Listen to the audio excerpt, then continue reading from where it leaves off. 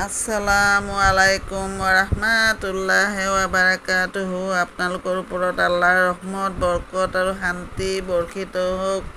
আউযু বিল্লাহি মিনাশ শাইতানিৰ ৰাজিম। বিসমিল্লাহিৰ ৰাহমানিৰ ৰাহিম। খেদা খোৱা শয়তানৰ ফুচলনিৰ পৰা আল্লাহ তুমি আমাক ৰক্ষা কৰা। পৰম কৰুণাময়, পৰম দয়ালু আল্লাহ তাআলা নামত আৰম্ভ কৰোঁ। আজি সূৰা আজ-জুখৰুফ অৰ্থ সোণৰ অলংকাৰ সূৰাটোৰ 45 নম্বৰ আৰু 46 নম্বৰ আয়াত পঢ়ি শুনাব খুজিছোঁ। আশা কৰোঁ আপোনালোকে শুনি অশেষ সৱাব অৰ্জন কৰিব। আল্লাহ তাআলা কি কৈ আছে শুনকচোন। তোমাৰ পূৰ্বে মই যিসকল ৰচুল পঠাইছিলোঁ তেওঁলোকক সুধি চোৱা, দয়াময় আল্লাহৰ পৰিৱৰ্তে আনক উপাসনা কৰিবলৈ মই তেওঁলোকক কোনো উপাস্য নিৰ্ধাৰণ কৰি দিছিলোঁ নেকি? ৰুকু 5 46 নম্বৰ।